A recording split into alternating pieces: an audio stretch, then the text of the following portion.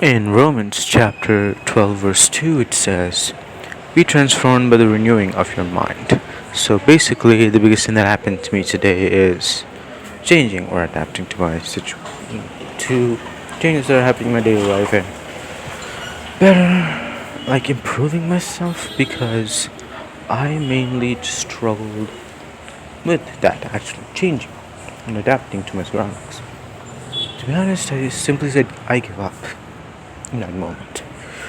When, you know, you are in a situation, instinctually, you have to adapt to that situation to survive. You will survive. Well, let's take for an example. You have no other choice but to go and get food yourself because there's no one else in the house and you're hungry, and if you just wait for too long, the things that you're working on you can't be able to complete because you're unable to focus. So instinctually, knowing all of that, it clicks for you to just go and get your food, so you go get your food.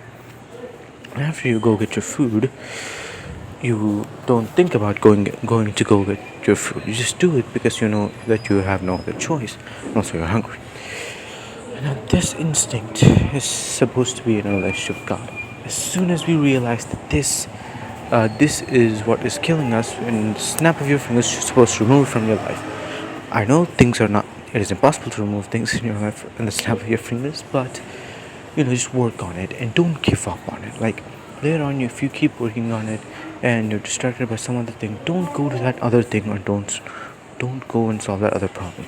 Go one by one first so that you can go through this. And also go through this with God. Never try to do this alone.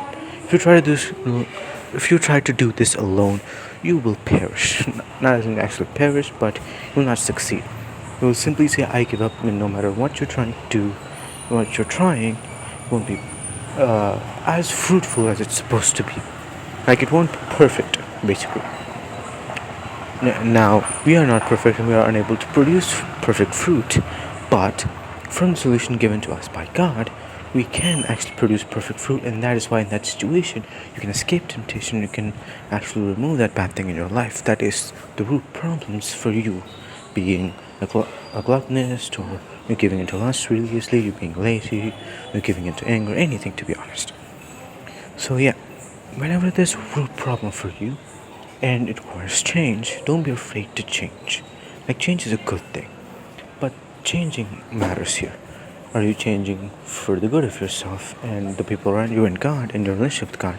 Or are you changing in a bad way where you make others stumble? Let's all have a day done out.